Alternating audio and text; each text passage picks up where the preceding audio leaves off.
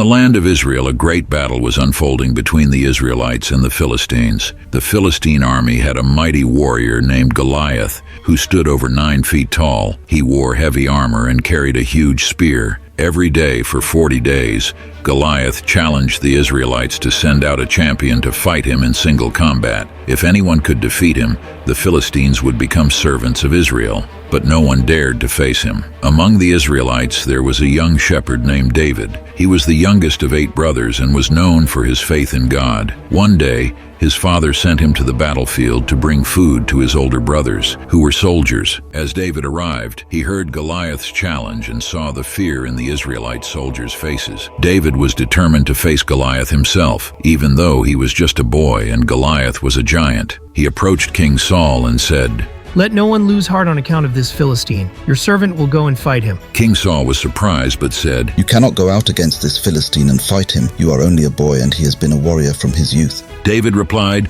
"Your servant has been keeping his father's sheep. When a lion or a bear came and carried off a sheep from the flock, I went after it, struck it, and rescued the sheep from its mouth. When it turned on me, I seized it by its hair, struck it. I have killed both the lion and the bear. This uncircumcised Philistine will be like one of them, because he has defied the armies of the living God. The Lord who rescued me from the paw of the lion and the bear will rescue me from the hand of this Philistine." Saul agreed and said, "Go and the Lord be with you." David took only a sling and 5 smooth stones from a brook. As he approached Goliath, the giant mocked him, saying, "Am I a dog that you come at me with sticks?"